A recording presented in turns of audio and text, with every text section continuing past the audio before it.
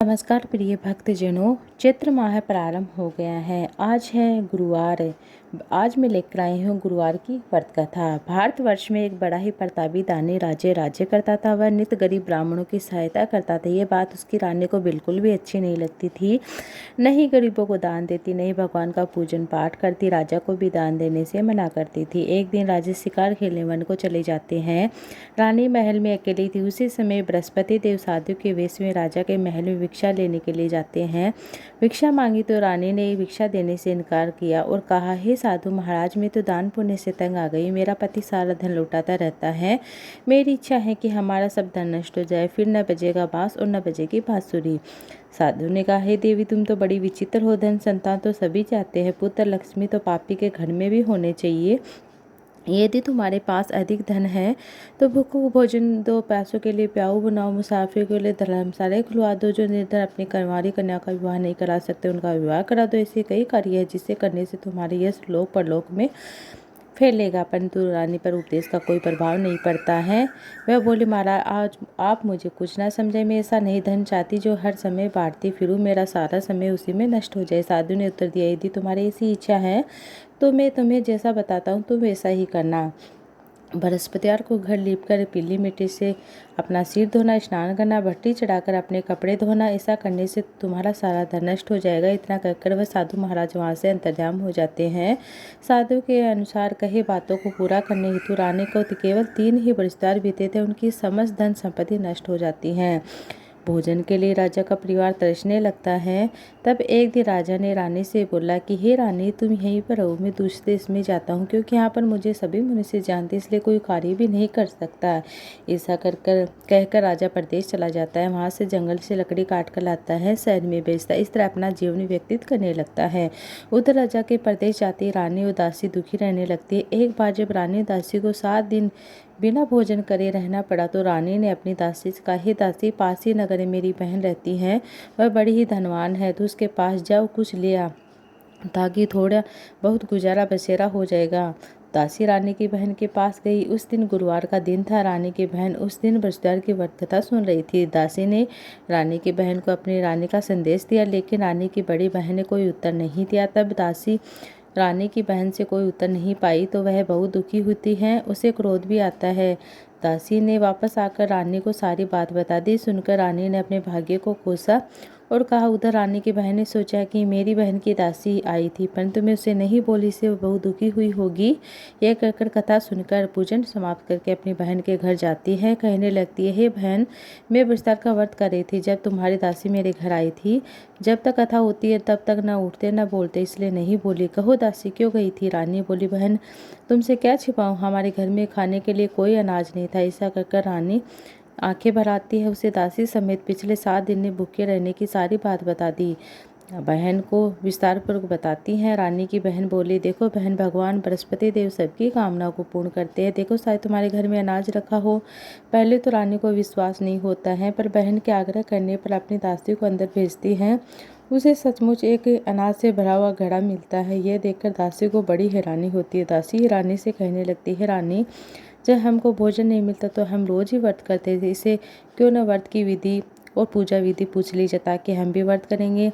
रानी ने अपनी बहन से बृहस्पतिवार व्रत के बारे में पूछा। उसकी बहन ने बताया, बृहस्पतिवार के व्रत में चने की दाल, मुनके से विष्णु भगवान का केले की जड़ से पूजन करे, दीप लगाए, व्रत कथा सुने, पीला भोजन करे, से बृहस्पति देव प्रसन्न होते, अन्न धन पुत्र देते। व्रत पूजन विधि बताकर रानी की बहन अपने घर लौट आती है। 7 दिन के बाद जब गुरुवार आया तो रानी और दासी ने व्रत रखा। गुड़साल में जाकर गुड़ और चना लेकर आती है। फिर से केले की जड़ से विष्णु भगवान का पूजन करती है। पीला भोजन कहाँ से लाई, इस बात को लेकर दोनों दुखी होती हैं। चूंकि उन्होंने व्रत रखा था, इसलिए बृहस्पति उनके लिए सुंदर पीला भोजन लेकर आते हैं। एक साधारण व्यक्ति का धारण करके आते हैं। 2 थाली देकर दासी को देकर कहते हैं, ये तुम्हारे और रानी के लिए है, तुम दोनों साथ भोजन करना।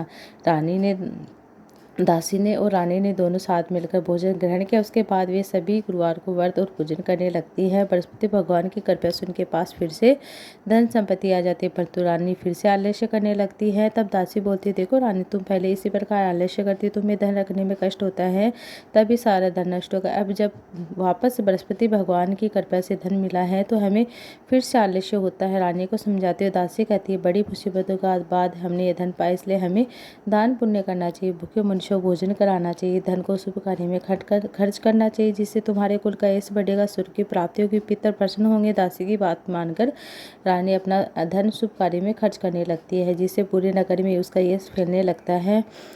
और एक दिन राजा दुखी होकर जंगल में एक पेड़ के नीचे आसन जमाकर बैठा हुआ था। अपनी दशा को याद कर व्याकुल होता है। बृहस्पतिवार का दिन था। एकाएक उसने देखा कि निर्जन वन में एक साधु प्रकट होते हैं। वह साधु वेशधारी स्वयं बृहस्पति देव थे। लकड़हारे के सामने आकर बोलते, हे लकड़हारे, सुनसान जंगल में किस चिंता मग्न में बैठा है? लकड़हारे ने दोनों हाथ जोड़कर प्रणाम किया और उत्तर दिया कि महात्मा जी, आप सब कुछ जानते, मैं क्या कहूँ, यह कहकर रोने लगता है। साधु को अपनी आत्मकथा सुनाता है।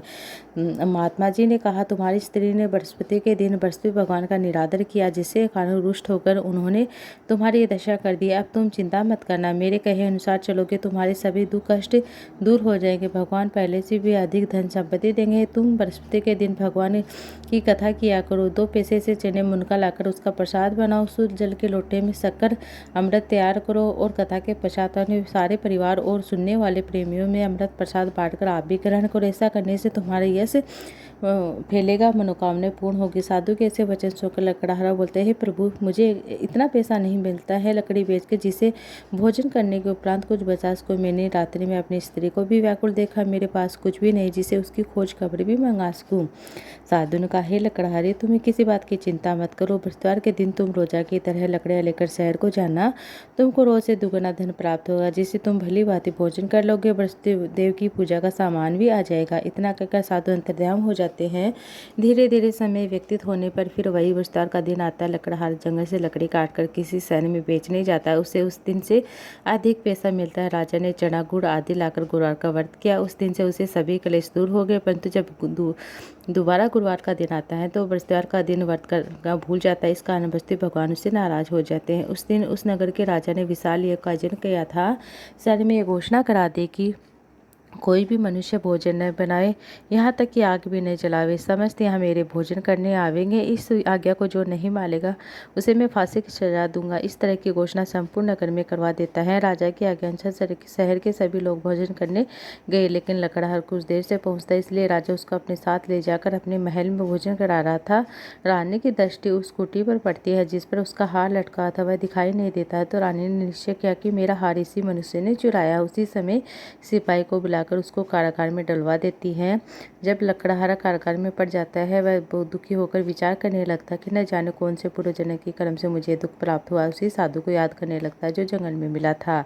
उसी समय तत्काल बृहस्पति देव साधु के रूप में प्रकट होते, उसकी दशा को देखकर कहने लगते, अरे मूर्ख, तूने बृहस्पतिवार की व्रत कथा नहीं की ही, इस कारण तुझे दुख प्राप्त हो। अब चिंता मत करना, बृहस्पतिवार के दिन कारागार के दरवाजे पर 4 पैसे पड़े मिलेंगे, तो उनसे बृहस्पति देव की पूजा करना, तेरे सभी कष्ट दूर हो जाएंगे।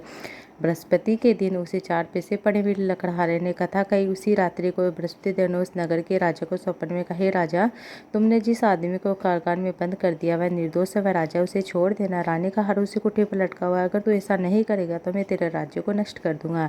इस तरह रात्रि के स्वप्न को देखकर राजा प्रातः उठता है। कुटी पर हार लटका देखकर क्षमा मांगता है। लकड़हारे को योग्य सुंदर आभूषण देकर विदा करता है। बृहस्पति देव की आज्ञा अनुसार लकड़हारा अपने नगर को चल देता है। राजा जब अपने नगर के निकट पहुंचा तो उसे बड़ा आश्चर्य होता है।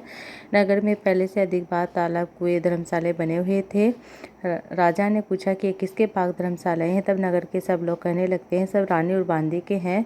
राजा को आश्चर्य हुआ, गुस्सा भी आता है। तब रानी ने खबर सुनी कि राजा आ रहे हैं तो उन्होंने बांदी से कहा कि हे दासी, देख, राजा हमको कितनी बुरी हालत में छोड़ गए थे, हमारी इसी हालत देखकर लौट न जाए, इसलिए तो दरवाजे पर खड़ी हो जाना। राजा की आज्ञानुसार रानी के आज्ञानुसार दासी दरवाजे पर खड़ी हो जाती है। राजा आए तो उन्होंने अपने साथ ले जाकर, तब राजा ने क्रोध करके कहा कि अपनी रानी से पूछा कि धन तुम्हें कैसे प्राप्त होता। उन्होंने कहा कि हमें यह सब धन बृहस्पति देव के व्रत के प्रभाव से प्राप्त हो। राजा ने निश्चय किया कि 7 रोज बाद तो सभी बृहस्पति देव का पूजन करते हैं, परंतु मैं प्रतिदिन दिन में 3 बार कहानी कहा करूँगा, रोज व्रत किया करूँगा। अब हर समय राजा के दुपट्टे में चने की दाल बंधी रहती, दिन में 3 बार कहानी कहता रहा। हर रोज राजा ने विचार किया कि चलो अपनी बहन के यहाँ आते। इस तरह निश्चय कर राजा घोड़े पर सवार हो अपनी बहन के यहाँ चलने लगता है। मार्ग में उसने देखा कि कुछ आदमी एक मुर्दे को लिए जा रहे हैं। उसने कहा, अरे भाई मेरे विस्तार की कथा सुन लो। तो कुछ आदमी बोले कि लो हमारा तो आदमी का इसको कथा के पड़े, परंतु कुछ आदमी बोलते कि ठीक है चलते चलते कथा कर लेना। जब राजा की कथा आदि तो मुर्दा हिलने लगता। जब कथा राजा की पूरी होती है तो मुर्दा राम राम करके खड़ा हो जाता। आगे मार्ग उसने किसान खेत हल चलाता हुआ मिलता। राजा ने उसे देखकर बोला, अरे भाई मेरे विस्तार की कथा सुन लो। किसान बोला, जब मैं तेरी कथा सुनूंगा तब तक 4 हिड़ियाँ जोत लूँगा, अपनी कथा किसी और को सुनाना। इस तरह राजा आगे चलने लगता है। राजा के हड्डी बेल बचाकर गिर जाता है। किसान के पेट में बड़ी जोर से दर्द होता है। उसी समय उसकी माँ रोटी लेकर आती। उसने जब यह देखा तो अपने पुत्र को सब हाल पूछा। बेटे ने सभी का हाल कह सुना। बुढ़िया दौड़ी दौड़ी उस गुड़ुसार के पास जाती। उसने बोली कि मैं तेरी कथा सुनूंगी, अपनी कथा मेरे खेत पर चलकर कर। राजा ने बुढ़िया के खेत पर जाकर कही, जिसे सुनकर बेल खड़ा हो जाता है। किसान के पेट का दर्द बंद हो जाता है। राजा अपनी बहन के घर जाता। बहन ने भाई की खूब मेहमानी करी। दूसरे रोज प्रातःकाल जब राजा जग रहा देख रहा है सब लोग भोजन कर रहे हैं। राजा ने अपनी बहन से कहा, ऐसा कोई मनुष्य जिसने भोजन नहीं किया हो मेरी बस्तर की व्रत कथा सुन ले। तब बहन बोलती, भैया ये देश ऐसा, पहले यहाँ भोजन करते बाद में अन्य कार्य करते। फिर भी मैं देखा तो ऐसा कहकर देखने चली जाते हैं, परंतु से कोई ऐसा व्यक्ति नहीं मिलता जिसे भोजन नहीं किया। अंत में कुमार के घर गई, जिसका लड़का बीमार था। उसे मालूम है यहाँ 3 रोज से किसी ने भोजन नहीं किया। रानी ने अपने भाई की कथा सुनने के लिए कुमार से कहा। कुमार तैयार हो जाता है। राजा ने जाकर पितर की व्रत कथा कही। सुनकर लकड़हारा ठीक हो जाता है। अब राजा की प्रशंसा होने लगती। एक रोज राजा ने अपनी बहन से कहा, बहन हम अपने घर को जाएंगे, तुम भी तैयार हो जाओ। राजा की बहन ने अपनी सास से कहा। सास ने कहा, चली जाना, पर तो अपने लड़कों को मत लेकर, तेरे भाई को कोई भी औलाद नहीं है। बहन ने अपने भाई से कहा, भैया मैं चलूंगी, पर तू बालक नहीं जाएंगे। राजा बोला, जब कोई बालक है तब तू क्या करेगी। बड़े दुखी मन में राजा अपने नगर को लौट आता है। राजा ने अपनी रानी से कहा, हम निरवंशी राजा, हमारा मुँह देखने का धर्म नहीं है, कुछ भोजन आदि नहीं क्या। रानी बोली, हे प्रभु, बृहस्पति देव ने हमें सब कुछ दिया तो हमें औलाद भी अवश्य देंगे। उसी रात को बृहस्पति देव ने राजा से स्वप्न में, हे राजा सभी सोच त्याग दे, तेरी रानी गर्भ से यह सुनकर खुशी होती है, 9 महीनों से सुंदर पुत्र होता है। राजा बोला, हे रानी, स्त्री बिना भोजन करे रह सकती, बिना कहीं नहीं रह सकती। जब मेरी बहन आए तो उसे कुछ कहना मत। रानी ने सुनकर हाँ कर दिया। जब राजा की बहन ने शुभ समाचार सुना तो अपने भाई के घर बधाई लेकर आती हैं और भाई के यहाँ आती है। तभी रानी ने कहा, घोड़ा चढ़कर तो नहीं आई, गधा चढ़ी आई। राजा की बहन बोली, भाभी मैं इस प्रकार नहीं कहती तो तुम्हें संतान कैसे मिलती। बृहस्पति से जिसके मन में जो कामनाएं सभी को पूर्ण करते हैं, जो सद्भावना पूर्ण विस्तार का व्रत करता है, कथा सुनता है, सुनाता है, दूसरों को सुनाता है, सभी मनोकामनाएं पूर्ण करते हैं। अब बृहस्पति देव सभी की रक्षा करते हैं। संसार में जो मनुष्य सद्भावना से भगवान बृहस्पति की प्रार्थना पूजन सच्चे रीति से करता है, उनकी सभी मनोकामनाएं पूर्ण करते हैं। अब मैं आपको दूसरी कहानी सुनाने जा रही हूँ। प्राचीन काल में ब्राह्मण रहता था, बहुत ही निर्धन था, उसे कोई संतान नहीं थी। उसकी स्त्री बहुत ही मनलता के साथ रहती, वह न स्नान करती न ही किसी देवता को पूजन करती।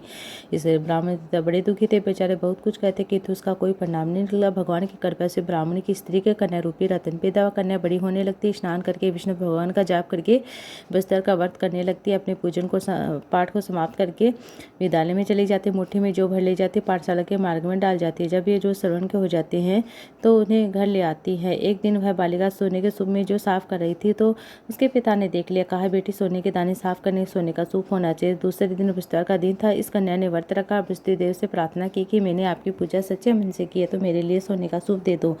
बृहस्पति देव ने उसकी प्रार्थना स्वीकार कर ली। रोजाना की तरह कन्या जो फैलाती जाती है, जब जो लौटकर बीन रही थी तो बृहस्पति देव की कृपा से सोने का सूप उसे मिलता है। उसे घर ले आती है, उसे जो साफ करने लगती है, परंतु उसकी माँ का वही ढंग रहता है। एक दिन की बात है, वह कन्या सोने के सूप में जो साफ कर रही थी, उसी समय शहर का राजपुत्र वहां से होकर निकलता है। उस कन्या के रूप और कार्य को देखकर मोहित हो जाता है। अपने घर को आकर जलते आकर उदास होकर लेट जाता है। राजा को इस बात का पता चला तो अपने प्रधानमंत्री के साथ उस लड़के पास जाते, बोलते, हे बेटा, तुम्हें किस बात का कष्ट है, किसने तुम्हारा अपमान किया है अथवा कोई कारण हो सको हो, मैं वही कार्य करूंगा जिससे तुम्हें प्रसन्नता होगी। अपने पिता राजकुमारी से बातें सुनकर राजकुमार ने अपने पिता की बातें सुनकर कहा कि मुझे किसी बात का कष्ट नहीं, न किसी ने मेरा अपमान किया है, परंतु मैं उस लड़के से विवाह करना चाहता हूँ जो सोने की सुप्रीम जो साफ करी थी।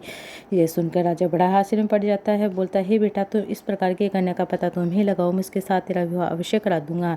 राजकुमार ने उस लड़की के घर का पता बताया। तब प्रधानमंत्री उस लड़के के घर गए। ब्राह्मण देवता को सभी हाल कह सुनाए। ब्राह्मण देवता राजकुमार के साथ अपनी कन्या का विवाह करने के लिए तैयार हो जाता है। विधि विधान के साथ ब्राह्मण की कन्या का विवाह राजकुमार के साथ हो जाता है। कन्या के घर जाते पहले की बात ही उस ब्राह्मण के घर में गरीबी का निवास हो जाता है। अब भोजन के लिए अन्न बड़ी मुश्किल से मिलता था। एक दिन दुखी होकर ब्राह्मण देवता अपनी पुत्री के पास गई। बेटी ने पिता की दुखी अवस्था को देखकर अपनी माँ का हाल पूछा। तब ब्राह्मण देवता ने सभी हाल कह सुनाया। कन्या ने बहुत सारा धन देकर अपने पिता को विदा किया। इस तरह ब्राह्मण का कुछ समय सुखपूर्वक व्यतीत होता है। कुछ दिन बाद फिर वही हाल हो जाता है। ब्राह्मण फिर अपनी कन्या के यहाँ जाता है और सारा हाल कह सुनाता है। पिताजी, आप माताजी को यहाँ ले आओ, मैं से विधि बताने जिससे गरीबी दूर होगी है। ब्राह्मण देवता अपने स्त्री को ले जाकर अपनी माँ को समझाने लगते हैं। माँ, तुम प्रातः काल स्नान आदि किया करो, विष्णु भगवान का पूजन पाठ करो, सब दरिद्रता दूर होगी। परंतु उसकी माँ ने एक भी बात नहीं मानी। प्रातःकाल उठकर अपनी पुत्री के बच्चे को जूठन खा लिया। उसने उसकी पुत्री को बहुत गुस्सा आता है कि रात को होटल में सभी सामान निकाल अपनी माँ को उसमें बंद कर देती है। प्रातःकाल उसे निकालकर स्नान आदि कराती, पूजा पाठ कराते माँ की बुद्धि ठीक हो जाती है। फिर प्रत्येक पुत्रकार को व्रत करने लगती है। इस तरह व्रत के प्रभाव से माँ बाप बहुत ही धनवान पुत्रवान हो जाते हैं। वसुदेव के व्रत के प्रभाव से इस लोक को भोगकर अंत में सूर्यलोक को प्राप्त होते हैं। ये थी पुत्रकार की व्रत का। प्रेम से बोले विष्णु भगवान की जय, वसुदेव भगवान की जय हो। वसुदेव की व्रत कथा सुनने के बाद वसुदेव ऐसे हैं जिसके मन में जो कामना सभी को पूर्ण करते हैं, जो सद्भावना से वसुदेव का व्रत करता है, कथा सुनता है, सुनाता दूसरों को सुनाता है, सभी की मनोकामनाएं पूर्ण करते हैं। जैसी सच्ची भावना से रानी और राजा ने उनकी कथा का गुणगान किया है तो उनकी सभी इच्छाएं वसुदेव ने भगवान ने पूर्ण की। इसलिए कथा सुनने के बाद प्रसाद लेकर जाना चाहिए। हृदय से मनन करते हुए जयकारा बोलना चाहिए। वसुदेव भगवान की जय, विष्णु भगवान की जय, लक्ष्मी नारायण भगवान की जय हो। बृहस्पतिवार की आरती। ओम जय बृहस्पति देवा, स्वामी जय बृहस्पति देवा, छिन छिन भोग लगाऊं कदली फल मेवा। ओम जय बृहस्पति देवा, तुम पूर्ण परमात्मा, तुम्हें अंतर्यामी, स्वामी तुम्हें अंतर्यामी, जगत पिता जगदीश्वर तुम सबके स्वामी। ओम जय बृहस्पति देवा, चरणामृत निज निर्मल, सब पातक हरिता, सकल मनोरथ दायक, कृपा करो भरता। ओम जय बृहस्पति देवा, तन मन धन हरण पर कर, जो जन शरण पड़े प्रभु, जो जन शरण पड़े प्रभु, प्रकट तब होकर आकर द्वार खड़े। ओम जय बृहस्पति देवा, दीन दयाल दयानिधि, भक्तन हितकारी, स्वामी भक्तन हितकारी, पाप दोष सब हरता भव बंधन हारी। ओम जय बृहस्पति देवा, सकल मनोरथ दायक, सब संचय तारो, स्वामी सब संचय हारो, विषय विकार मिटाओ संतन सुकारी। ओम जय बृहस्पति देवा, जो कोई आरती तेरी प्रेम सहित गावे, स्वामी प्रेम सहित गावे, ज्येष्ठ आनंद आनंद सोने से पावे। ओम जय बृहस्पति देव, ओम जय बृहस्पति देव, ओम जय बृहस्पति। सब बोलो विष्णु भगवान की जय हो, बृहस्पति भगवान की जय हो। अब साथ में ही हम लक्ष्मी माता की आरती करेंगे। ओम जय लक्ष्मी माता, मैं जय लक्ष्मी माता, तुमको निस दिन सेवक हरे विष्णु विधाता। ओम जय लक्ष्मी माता, उमा रमा ब्राह्मणी तुम ही जगमाता, सूर्य चंद्रमा ध्यावत नारद ऋषि गाता। ओम जय लक्ष्मी माता, दुर्गा रूप निरंजनी, सुख संपत्ति दाता, जो कोई तुमको ध्याता रिद्धि सिद्धन पाता। ओम जय लक्ष्मी माता, तुम पाताल निवासिनी, तुम ही सुविधाता, कर्म प्रभाव प्रकाशिनी, भवनिधि की त्राता। ओम जय लक्ष्मी माता, जिस घर में तुम रहती हो सब सद्गुण आता, मैं सब संभव हो जाता, मन नहीं घबराता। ओम जय लक्ष्मी माता, तुम बिन यज्ञ न होता, वस्तन कोई पाता, खान पान का वैभव सब तुमसे आता। ओम जय लक्ष्मी माता, शुभ गुण मंदे शूर निधि जाता, शीर निधि जाता, रत्न चतुर्दश तुम बिन कोई नहीं पाता। ओम जय लक्ष्मी माता, महालक्ष्मी जी की आरती जो कोई नर गाता, उरानंद समाता, पाप पुत जाता। ओम जय लक्ष्मी माता, मैं जय लक्ष्मी माता, तुमको निश्चित सेवत हर विष्णु विधाता। ओम जय लक्ष्मी, बोलो लक्ष्मी माता की जय, विष्णु भगवान की जय, श्री नारायण भगवान की जय, वसुदेव भगवान की जय।